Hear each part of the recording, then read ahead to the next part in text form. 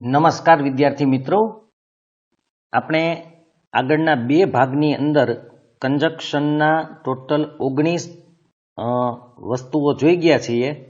હવે આપણે 20 થી સ્ટાર્ટ કરવાનું છે. થોડા ઘણા બાકી હતા એ આજના ભાગમાં આપણે લઈ લીધેલા છે. તો જે વિદ્યાર્થીઓ આગળના બંને વિડીયો એટલે કે કંજક્શનનો પાર્ટ 1 અને કંજક્શનનો પાર્ટ 2 ન જોયો હોય તે જોઈ લેજો. કેવી રીતે પરીક્ષામાં પૂછાશે અને કેવી રીતે વાક્યોને જોડવા અને એ વાક્યોમાં શું ધ્યાન રાખવું એ આગળના ભાગમાં સમજાવેલું છે. હવે આપણે આનો ત્રીજો પાર્ટ જોવાનો છે, જેમાં કંજક્શન જ આમ તો છે પણ એને હુ, વિચ, વેન, whom, whose એવા જે આવેલા હોય એને કનેક્ટિવ્સ કહેવાય છે. એટલે એ પણ જોડવા માટે જ વપરાય છે. અને આપણે બોર્ડનું જે સેમ્પલ પેપર જોયું હતું એમાં પણ આવા હુ, હુઝ ને whom ને એવા આપેલા છે. તો આજે આપણે એનો અભ્યાસ કરી લઈએ. તમે આગળના વિડીયો અને આ બધું બરાબર જોઈ લેજો, જેથી એક્સરસાઇઝ હવે પછીના વિડીયોમાં આપણે જોશું ત્યારે ખૂબ તમને સમજવામાં સરળતા રહે. અને બીજું કે આપણે આ જે કંજક્શનનો પાર્ટ છે આખો એ Balaji classes Jamnagar blogspot જે આપણી સાઇટ છે એના ઉપર પણ મૂકી દીધેલું છે. એટલે તમારે વાક્યો વાંચવા હોય, એનો અભ્યાસ કરવો હોય તો એ પણ તમે કરી શકશો. અને એક્સરસાઇઝ પણ હું એમાં મૂકી દઈશ, જેથી તમે પરીક્ષા સમયે પણ વાંચી શકશો અને વિડીયો જોઈને પણ સમજી શકશો.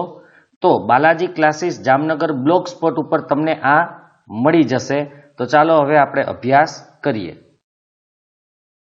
તો સૌથી પહેલા છે હુ. હુ એટલે આપણે ખબર છે કોણ એવું થાય, પણ એ પ્રશ્ન પૂછવા માટે જ્યારે વપરાય ત્યારે એનો અર્થ કોણ થાય.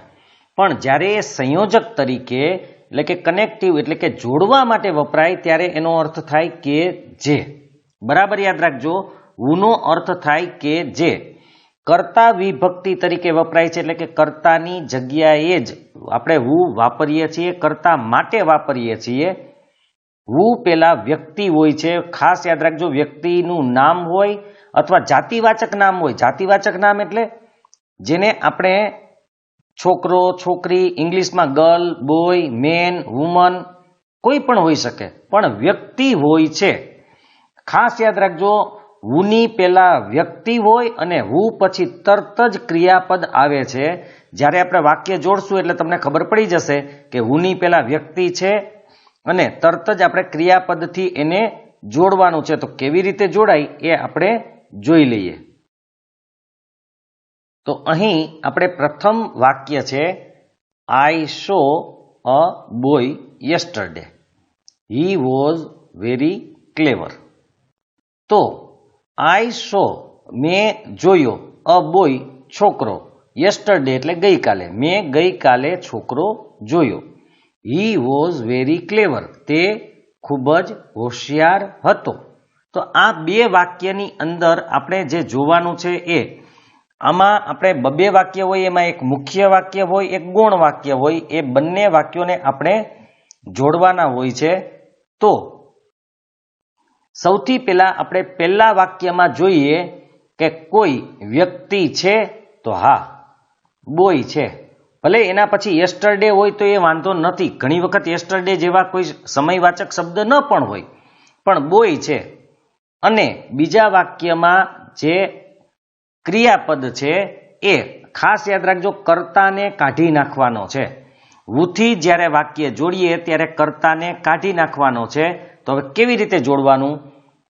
આઈ સો અ બોય યસ્ટરડે પેલું વાક્ય છે એમનેમ છે, કર્તા કાઢી નાખ્યો, એની જગ્યાએ આપણે હુ મૂકવાનું છે અને વોઝ વેરી ક્લેવર એ એમને.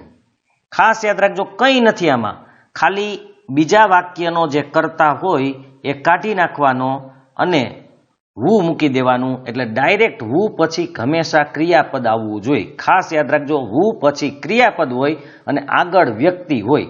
આ તો યસ્ટરડે છે એટલે જો યસ્ટરડે ન હોય તોય ચાલે કે I saw a boy he was very clever. તો I saw a boy who was very clever. તો યસ્ટરડે ન હોય તો ચાલે, પણ યસ્ટરડે છે એટલે એને એમનેમ રાખવાનું છે. એક બીજી વાત કરી લઈએ કે આગળનો જે બીજો પાર્ટ હતો આપણો કંજક્શનનો, એમાં છેલ્લું આપણે જોયું હતું સો ધેટ. એની અંદર જે વાક્ય હતા એનો અર્થ કદાચ બોલવામાં મારી ભૂલ થઈ ગઈ હતી, તો આપણે એક વખતે જોઈ લઈએ કે I will go to England, હું ઇંગ્લેન્ડ જઈશ. આઈ કેન લર્ન ઇંગ્લિશ, હું ઇંગ્લિશ શીખીશ. હવે આને આપણે જોડીએ ત્યારે શું થશે કે I will go to England so that I can learn English. હું ઇંગ્લેન્ડ જઈશ કે જેથી કરીને હું ઇંગ્લિશ શીખી શકીશ. એટલે કે અહીંયા ઇંગ્લિશ શીખવાનો એનો હેતુ હતો, એટલા માટે તે ઇંગ્લેન્ડ જવા ઈચ્છે છે. તો ઇંગ્લેન્ડ જશે, શા માટે જશે? તો કે ઇંગ્લિશ શીખી શકે માટે. તો કદાચ એમાં થોડો ઘણો બોલવામાં ફેર પડેલો હતો, એટલા માટે આપણે સ્પષ્ટતા કરી લઈએ. હવે 20મું આપણે વુ જોઈ લીધું, હવે 21મું આપણે જોઈ લઈએ. 21મું છે which, એનો અર્થ પણ કે જે થાય. હવે who એનો અર્થ પણ કે જે, which એનો અર્થ પણ કે જે, તો બંનેમાં ફરક શું છે? તો who છે એ માત્ર મનુષ્ય માટે વપરાય છે, માનવ માટે વપરાય છે, જ્યારે which છે એ કોઈ નિર્જીવ કે નાન્યતર એટલે કે નિર્જીવ વસ્તુ હોય અથવા તો પ્રાણીઓ હોય એના માટે પણ આપણે વાપરી શકીએ છીએ. આ પણ કર્તા વિભક્તિ તરીકે જ વપરાય છે, કારણ કે આ નિર્જીવ અથવા તો નાન્યતર જાતિ માટે કર્તા તરીકે વપરાય છે, જ્યારે who મનુષ્ય માટે કર્તા તરીકે વપરાય છે. એટલે બંનેમાં કોઈ ફરક નથી. ફરક માત્ર એટલો છે કે who નો ઉપયોગ મનુષ્ય માટે થાય, which નો ઉપયોગ કોઈ પણ ચીજ વસ્તુ અથવા તો નાન્યતર જાતિના જે સજીવો હોય એના માટે થાય. તો નિર્જીવ કે નાન્યતર માટે જ થાય છે. નાન્યતર આપણે ખબર છે, પ્રાણીઓને પણ આપણે આમાં નાન્યતર જ મોટે ભાગે ગણવામાં આવે છે. which પહેલાના વાક્યમાં નિર્જીવ કે નાન્યતર હોય, એટલે કે કોઈ ચીજ વસ્તુ હશે અથવા તો કોઈ પ્રાણી પણ હોઈ શકે છે. પછી તરત જ ક્રિયાપદ આવે છે, જેમ who ની અંદર બનતું હતું, પણ who માં પેલા માણસ હતો, કોઈ વ્યક્તિ હતો, અને who પછી ક્રિયાપદ આવતું હતું. which ની પેલા કોઈ નિર્જીવ વસ્તુ હશે અથવા તો નાન્યતર જાતિ હશે, અને which પછી પણ સીધું જ ક્રિયાપદ આવે છે. તો આપણે એના વાક્યો જોઈ લઈએ. પહેલું એમાં આપણું વાક્ય છે આઈ હેવ અ પેન, મારી પાસે પેન છે. It is made of England, તે ઇંગ્લેન્ડમાં બનેલી છે. બરાબર યાદ રાખજો, મારી પાસે પેન છે જે ઇંગ્લેન્ડમાં બનેલી છે. તો આપણે વાત થઈ હતી કે પહેલા વાક્યમાં નિર્જીવ કોઈ ચીજ છે, તો કે હા, કોણ? તો પેન. અને બીજા વાક્યની અંદર આપણું ક્રિયાપદ છે ઇઝ, આપણો કર્તા એટલે કે વાક્યનો બીજા વાક્યનો જે કર્તા છે ઇટ, એને કાઢી નાખવાનું છે. જેમ આપણે who ની અંદર પણ કર્તા હોય એને કાઢી નાખતા હતા, એમ whichમાં પણ કર્તાને કાઢી નાખવાનો છે. કેવી રીતે જોડવું? I have a pen, it કાઢી એની જગ્યાએ which, પછી ઇઝ મેડ ઓફ ઇંગ્લેન્ડ, મારી પાસે પેન છે કે જે ઇંગ્લેન્ડમાં બનેલી છે. મારી પાસે પેન છે કે જે ઇંગ્લેન્ડમાં બનેલી છે. who ની અંદર પણ આપણે વાત કરી હતી કે મેં ગઈકાલે છોકરો જોયો કે જે હોશિયાર હતો, કે જે હોશિયાર હતો. એવી રીતે મારી પાસે પેન છે કે જે ઇંગ્લેન્ડમાં બનેલી છે. તો આ રીતે જોડવામાં કંઈ નથી, કરતા કાઢીને which મૂકી દેવાનું રહેશે. હવે આપણે 22મું જોઈએ. હવે આવે છે ધેટ. 22મું એનો અર્થ પણ થાય કે જે. બરાબર યાદ રાખજો, ધેટ 2 વખત આપણે આવશે, હજુ આગળ એક વખત ધેટ આવશે. એનો અર્થ ખાલી કે થાય. અહીંયા આ ધેટનો અર્થ છે કે જે. એ કેવી રીતે ખબર પડશે? તો એ વાક્યોને જ્યારે તમે સમજશો ત્યારે જ તમને ખબર પડશે કે અહીંયા કેવી રીતે મૂકવું.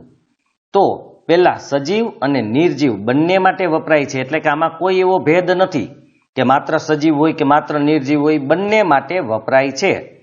ધેટની આગળ કેમ ખબર પડશે કે જે અર્થવાળું છે? તો ધેટની આગળ anything, everything, something, nothing, all, any, only આવા શબ્દો આવેલા હોય છે. ખાસ યાદ રાખજો, ધેટની આગળ એટલે કે પહેલા વાક્યની અંદર anything, everything, something, nothing, all, any, only વગેરે આવેલું હોય ત્યારે તમારે ધેટથી જોડવાનું છે. આપણે ઉદાહરણ જોઈ લઈએ. તો ઉદાહરણમાં પહેલું વાક્ય છે I gave you everything. I gave, ગીવનું ભૂતકાળ છે ગેવ. મેં તને એવરીથિંગ એટલે બધી વસ્તુ માટેનું છે. એવરીથિંગ એટલે બધી વસ્તુ. મેં તને બધી વસ્તુ આપી. આઈ હેડ, મારી પાસે હતી. મેં તને બધી વસ્તુ આપી, મારી પાસે હતી. આઈ હેડ એટલે મારી પાસે હોવું, પણ ભૂતકાળ છે એટલે હતી. તો હવે આપણે ધેટથી કેવી રીતે જોડી શકીએ? આપણે શું કીધું હતું કે ધેટની પહેલા એવરીથિંગ આવે તો એવરીથિંગ હોય એના પછી આપણે શું કરવાનું તો કે ધેટ મૂકી દેવાનું. એવરીથિંગ પછી ધેટ મૂકવાનું. તો I gave you everything that I had. I gave you everything વચ્ચે ધેટ અને આઈ હેડ. આનો મતલબ છે કે મેં તને બધી વસ્તુ આપી કે જે મારી પાસે હતી. મારી પાસે જે પણ વસ્તુ હતી એ મેં તને આપી. એટલે વચ્ચે કે જેનો અર્થ અહીંયા આવે છે કે મેં તને બધી વસ્તુ આપી કે જે મારી પાસે હતી. તો આમાં બીજો કોઈ ફેરફાર નથી. એવરીથિંગ, નથિંગ, સમથિંગ એવી રીતના કોઈ પણ વાક્ય હોય, એની હોય, ઓલ હોય, તો એના પછી સીધું ધેટ લગાડી અને બીજું વાક્ય તમારે જોઈન્ટ કરી દેવાનું છે. હવે 23મું આપણે જોઈએ. 23મું છે whom. આપણે whom એટલે કોને એવો અર્થ થાય, પણ એ ક્યારે પ્રશ્નાર્થ વાક્યમાં વપરાય ત્યારે. પણ સંયોજક તરીકે જ્યારે વપરાય ત્યારે whom નો અર્થ થાય કે જેને, કે જેને. અને કર્મ વિભક્તિ તરીકે જ વપરાય છે. બરાબર યાદ રાખજો, અહીંથી છૂટું છે. કર્મ વિભક્તિ તરીકે વપરાય છે. જેમ આપણે આગળ જોયું કે હુ અને વિચ કર્તા વિભક્તિ તરીકે વપરાય, કર્તાની જગ્યાએ વપરાય, એવી રીતે whom હંમેશા કર્મની જગ્યાએ વપરાય છે. whom પહેલા વ્યક્તિ હોય એટલે કોઈ પણ મનુષ્ય જ હોય, મોટે ભાગે વ્યક્તિનું નામ હોય, વ્યક્તિ હોય, જાતિવાચક નામ હોય, અને તેના પછી કર્તા તરીકે વ્યક્તિવાચક સર્વનામ કે નામ હોય. આગળ વ્યક્તિ હોય, પાછળ એનું સર્વનામ કે નામ હોય છે. તો આપણે એના ઉદાહરણ જોઈ લઈએ. વ્યક્તિ કેવી રીતે હોય અને પાછળ વ્યક્તિવાચક. વ્યક્તિવાચક એટલે કે જેને આપણે પર્સનલ પ્રોનાઉન કે નામ કહી શકીએ એ હોય છે. તો જોઈએ આગળ. તો એમાં પહેલું વાક્ય છે રાજુ ઇઝ માય ફ્રેન્ડ. તો અહીંયા પેલા વ્યક્તિ છે જ રાજુ, એ વ્યક્તિ છે. આઈ કોલ્ડ હિમ યસ્ટરડે. આઈ કોલ્ડ, કોલ્ડ એટલે અહીંયા બોલાવવું. મેં તેને ગઈકાલે બોલાવ્યો. Raju is my friend, Raju મારો મિત્ર છે. મેં ગઈકાલે તેને બોલાવ્યો. તો હવે આપણે જોડવાનું છે. તો સૌથી પહેલા રાજુ ઇઝ માય ફ્રેન્ડ, પેલું એમનેમ. પછી whom, whom પછી કર્તા રહેવાનું જ છે. કર્તા તરીકે જો સર્વનામ છે, આઈ એ સર્વનામ છે. નામ પણ હોઈ શકે, સર્વનામ. મોટે ભાગે હી, શી, આઈ, વી, ધે એવા કોઈ પણ સર્વનામ હોઈ શકે છે. કોલ્ડ, હિમ જે કર્મ હતું એ અહીંયા નથી, કાઢી નાખ્યું છે. બરાબર યાદ રાખજો, હિમ અહીંયા કર્મ હતું. આ કર્તા છે, આ ક્રિયાપદ છે અને આ કર્મ છે. કર્મને કાઢી નાખવાનું છે. એટલે આવા અસ હોય, હિમ હોય, હર હોય, ધેમ હોય, તો એને જોડો ત્યારે કાઢી નાખવાનું છે અને યસ્ટરડે રાખવાનું છે. બરાબર જોજો. Raju is my friend, I cold him yesterday. Raju મારો મિત્ર છે, મેં તેને ગઈકાલે બોલાવ્યો. હવે Raju is my friend whom I cold yesterday. તો હિમ શું કામ કાઢી નાખ્યું? તેને. તો હવે એનો અર્થ જુઓ કે રાજુ મારો મિત્ર છે કે જેને મેં ગઈકાલે બોલાવ્યો. કે જેને, અહીંયા હિમ એટલે તેને, તેને કાઢીને આપણે સર્વનામ સંયોજક મૂકી દીધું whom. એનો મતલબ થઈ ગયો કે જેને, એટલે હિમ લખવાની જરૂર નથી. ખાસ યાદ રાખજો, કર્મની જગ્યાએ જે પણ સર્વનામ હોય કે કર્મ હોય એને કાઢીને આપણે whom લગાડવાનું છે. પણ whom બે વાક્યોની વચ્ચે જ લગાડવાનું છે. ખાસ યાદ રાખજો, whom ની પહેલા કોઈ પણ વ્યક્તિ હોય અને whom પછી કોઈ પણ સર્વનામ કે નામ આવેલું હોય છે. ત્યાર પછી 24 નંબર છે whose. કે જેનું, કે જેની, કે જેનો.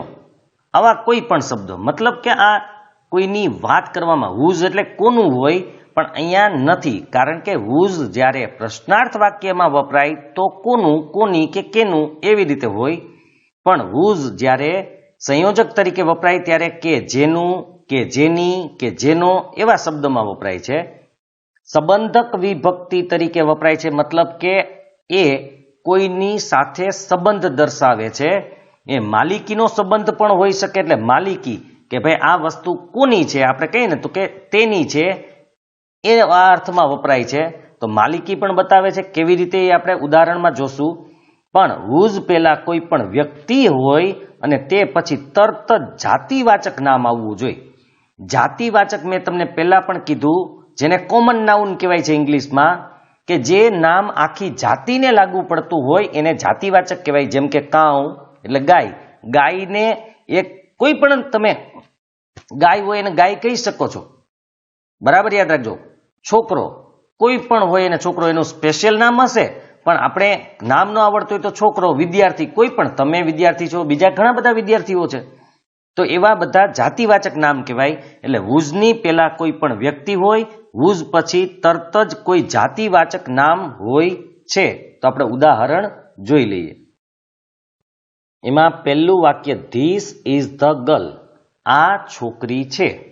હિઝ બુક ઇઝ લોસ્ટ, તેની બુક ખોવાઈ છે. લોસ્ટ એટલે ખોવાઈ જવી. His book is lost.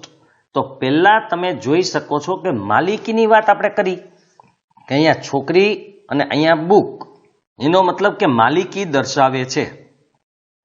કારણ કે કેની બુક છે તો કે છોકરીની. તો આ બુકની માલિક, સોરી હિઝ નહીં આવે, અહીંયા હર આવશે, કારણ કે છોકરી છે એટલે એ જોઈ લેજો, હર આવશે. પણ છોકરો હોત અહીંયા તો હિઝ આવત, પણ માલિકી દર્શાવે છે એટલું યાદ રાખજો, એક લખવામાં ભૂલ થઈ ગઈ છે એટલા માટે. તો this is the girl, Har book is lost. આ છોકરી છે, તેણીની બુક ખોવાઈ ગઈ છે. તો હવે આપણે ખાસ અહીંયા શું જોવાનું છે જોડવા માટે, એ જોજો બરાબર. સૌથી પહેલા ધીસ ઇઝ ધ ગર્લ, પહેલું વાક્ય એમનેમ. પછી હર, જે સંબંધક વિભક્તિ કહી શકાય, સંબંધક સર્વનામ કહી શકાય એ છે. તો આવા હિઝ હોય, હર હોય, ધેર હોય, તો અવર હોય, તો એવા કોઈ પણ સંબંધક સર્વનામ છે. મેં સર્વનામનું કોષ્ટક ડાયરેક્ટ ઇનડાયરેક્ટમાં સમજાવ્યું હતું, એમાં પણ જોઈ લેજો. તો આવા કોઈ પણ સંબંધક સર્વનામ હોય એને કાઢીને એની જગ્યાએ હુઝ મૂકવાનું, ત્યાર પછીનું વાક્ય એમનેમ લખી નાખવાનું છે. ખાસ યાદ રાખજો, આને તમારે કાઢી નાખવાનું રહેશે. સંબંધક સર્વનામ હોય એને કાઢીને હુઝ મૂકવાનું છે. તો આપણે શું કીધું હતું કે હુઝની પહેલા વ્યક્તિ છે, તો કે હા. હુઝ પછી જાતિવાચક નામ છે, તો કે હા. બુક એટલે ચોપડી, કોઈ પણને ચોપડી કહી શકો તમે, કોઈ સ્પેશિયલ એક જ વસ્તુનું નામ ચોપડી નથી, ગમે એટલી.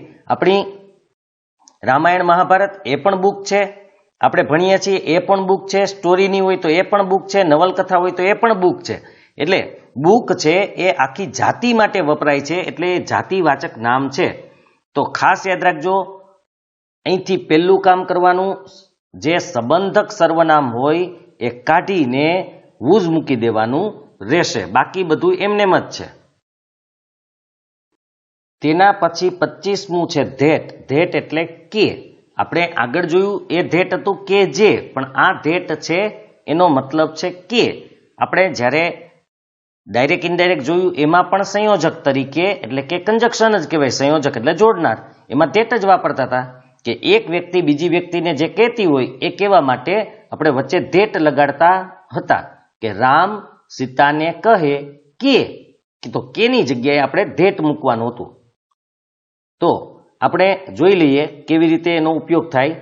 ક્રિયાપદના નામ તરીકે કામ કરે છે. ક્રિયાપદનું નામ તરીકે કેવી રીતે, ક્રિયાપદનું નામ છે મતલબ કે અર્થ બતાવે છે, એ આપણે જોઈએ ઉદાહરણમાં. તો એમાં પ્રથમ વાક્ય છે શી વિલ પાસ, તેણી પાસ થશે. ઇટ ઇઝ શ્યોર, તે પાકું છે, નક્કી છે, પરફેક્ટ એટલે એકદમ સાચું જ છે એમ કહી શકીએ આપણે. સાચું તો ન કહેવાય, પણ પરફેક્ટ એટલે કે પાકું જ છે, નક્કી જ છે, બરાબર છે, ખાતરી છે એની. તો હવે આ બે વાક્યો છે એને આપણે જોડવાનું છે. તો કેવી રીતે જોડશું? It is sure that she will pass, એટલે કે તે ખાતરી છે, તે નક્કી છે કે તેણી પાસ થશે. જો તમે અર્થ કાઢીને જોશો તો પણ તમને ખબર પડી જશે, પણ તમે આમ જોડો કે she will pass that it is sure, તો એનો મતલબ શું થાય કે તેણી પાસ થશે કે તે ખાતરી છે, તો એ બરાબર નહીં હાલે. તમે જોઈ શકશો કે તે ખાતરી છે કે તેણી પાસ થશે. તો આવું હોય ત્યારે અહીંયા બે વાક્યો છે, એમાં ખાસ ધ્યાન રાખવાનું છે કયું વાક્ય પહેલા લેવું, કયું વાક્ય પછી લેવાનું છે. એટલે આપણે જોવાનું છે કે પહેલા એને કીધું કે ક્રિયાપદના કર્તા તરીકે કામ કરે છે, તો અહીંયા આ શ્યોર છે એ ક્રિયાપદ છે, એટલે ક્રિયાપદ પછી મૂકવાનું છે. જો ઇટ ઇઝ શ્યોર, ઇઝ સહાયકારક ક્રિયાપદ છે અને શ્યોર ક્રિયાપદ છે, મૂળ ક્રિયાપદ છે, તો એના પછી તમારે મૂકવાનું રહેશે. એટલે આ વાક્ય પહેલા લેવાનું છે. અહીંયા તો પાસ અહીંયા છે, શી વિલ પાસ, તે પાસ થશે. તો ખાસ યાદ રાખજો, એટલે પાછળ જે ક્રિયાપદ છે એની સાથે આને જોડવાનું છે. તો it is sure that she will pass, આ રીતે જોડવાનું રહેશે. હજુ એક્સરસાઇઝમાં પણ આપણે વધારે અભ્યાસ કરશું, એટલે વધારે ખબર પડશે. છતાં પણ અને કંઈ પણ પ્રશ્ન હોય તો કોમેન્ટમાં મને પૂછી લેજો. હવે આગળનું જોઈએ. ત્યાર પછી છે વોટ. આપણે વોટનો અર્થ ખબર છે શું, પણ ક્યારે પ્રશ્નાર્થ વાક્યમાં વપરાય ત્યારે. અહીં એનો અર્થ છે જે. બરાબર યાદ રાખજો, જે અથવા તે તો ક્રિયાપદના કર્મ તેમજ નામ તરીકે વપરાય છે. ક્રિયાપદના કર્મ અને નામ તરીકે કેવી રીતે જોડવાનું એ પણ આપણે જોઈ લઈએ. તો યુ સ્પીક સમથિંગ, તમે કંઈક બોલ્યા છો, તમે કંઈક બોલો છો. સમથિંગ એટલે કંઈક. આઈ કેન નોટ અન્ડરસ્ટેન્ડ, હું સમજી શકતો નથી. બરાબર યાદ રાખજો, તમે જે કંઈ પણ બોલ્યા છો એ હું સમજી શકતો નથી. તો હવે વાક્યને જોડીએ ત્યારે આપણે પહેલા લખવાનું છે આઈ કેન નોટ અન્ડરસ્ટેન્ડ. બરાબર યાદ રાખજો, આઈ કેન નોટ અન્ડરસ્ટેન્ડ, પછી વોટ અને યુ સ્પીક. આ સમથિંગ છે એ અહીંયા કર્મ તરીકે વપરાણું છે. કર્તા, ક્રિયાપદ અને કર્મ. આ કર્મ તમારે કાઢી નાખવાનું છે, કર્મની જગ્યા માટે જ છે. તો કર્મના નામ તરીકે વપરાય છે, સોરી ક્રિયાપદના કર્મ તરીકે વપરાય છે, માટે આપણે સમથિંગ કાઢી નાખવાનું રહેશે. બરાબર યાદ રાખજો. હવે I can not understand what you speak. Something કાઢી નાખજો, કારણ કે આને ખબર જ નથી પડી શું બોલ્યા એટલે. તો આપણે કહેવાનું શું છે કે I can not understand what you speak, મતલબ કે હું સમજી શકતો નથી કે જે તમે બોલ્યા, જે બોલ્યા એ હું સમજી શકતો નથી. ખાસ એટલે યાદ રાખવાનું છે, આવું કંઈ પણ શબ્દ હોય એ તમારે કાઢી નાખવાનો રહેશે અને વોટ વચ્ચે લગાડી દેવાનું છે. યુ સ્પીક એટલે કર્મ અહીંથી નીકળી ગયું, એની જગ્યાએ આપણે વોટ અહીંયા મૂકી દીધું છે. એટલે કર્મના ક્રિયાપદના કર્મ કે નામ તરીકે વાપરી શકાય છે. હવે આપણે 27મું જોઈ લઈએ. એકદમ સરળ છે, વેર. વેર એટલે પ્રશ્નાર્થ વાક્યમાં વપરાય તો આપણે કહીએ છીએ ક્યાં, પણ અહીંયા તમે જ્યાં પણ કહી શકો છો, ક્યાં અથવા તો જ્યાં. તો આ સંયોજક સ્થળ બતાવે છે, સ્થળનો ઉલ્લેખ કરે છે, સ્થળ વિશેની વાત કરે છે. તો હવે આપણે ઉદાહરણ જોઈ લઈએ કેવી રીતે જોડવું.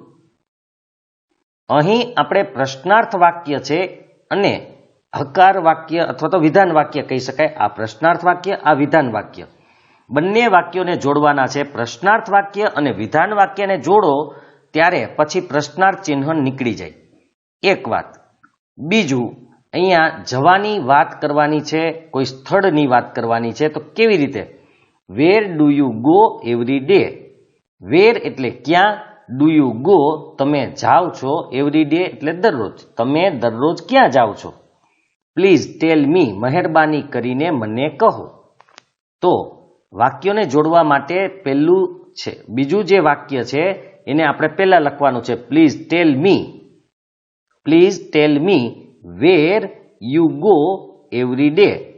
બરાબર યાદ રાખજો, ડુ કાઢી નાખવાનું છે, કારણ કે ડુ જ્યારે પ્રશ્ન પૂછીએ ત્યારે સહાયકારક ક્રિયાપદ તરીકે મૂકવાનું હોય, પણ હવે આ પ્રશ્નાર્થ વાક્ય નથી, તમે જોઈ શકો છો, માટે તમારે ડુ કે ડઝ કે ડીડ કે એવા કોઈ પણ હોય તો એ કાઢી નાખવાના છે અને વાક્યોને જોડી દેવાનું કે please tell me where you go every day. મહેરબાની કરીને મને કહો કે તમે દરરોજ ક્યાં જાઓ છો, પણ પ્રશ્નાર્થ નથી, ક્યાં જાઓ છો એ મને કહો, એ અર્થમાં છે. તો આ રીતે આ સિમ્પલ હોય છે. હજુ આના બીજા સ્વરૂપ પણ હોય છે, એ આપણે એક્સરસાઇઝમાં પણ જોઈ લેશું.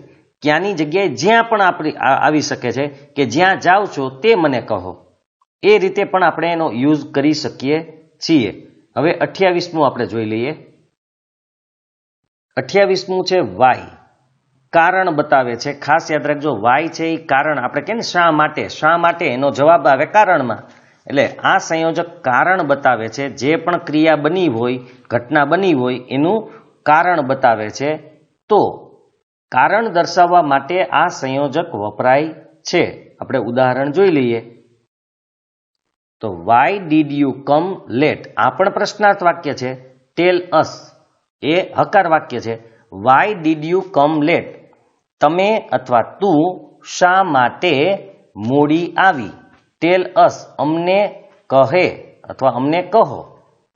તો હવે જ્યારે આપણે જોડશું ત્યારે આ જે આગળ કર્યું આપણે વેરવાળા વાક્યમાં, એ જ રીતે બીજું વાક્ય છે એ પહેલા લખવાનું છે. એટલે કે ટેલ અસ, પછી વચ્ચે વાય, પછી ડીડ કાઢી નાખવાનું. મેં તમને આગળ પણ કીધું હતું, ડુ હોય, ડઝ હોય કે ડીડ હોય, એ કાઢી નાખવાનું છે, કારણ કે એ પ્રશ્ન પૂછવા માટે છે. તો ડાયરેક્ટ અહીંયા યુ કમ લેટ. બરાબર યાદ રાખજો, ટેલ અસ વાય યુ કમ લેટ, અમને કહે શા માટે તું મોડી કે શા માટે તું મોડો આવ્યો. બરાબર યાદ રાખજો, મોડી અથવા મોડો, કારણ કે સ્ત્રી પુરુષ બંને માટે હોઈ શકે છે, એટલા માટે. તો ટેલ અસ વાય યુ કમ લેટ.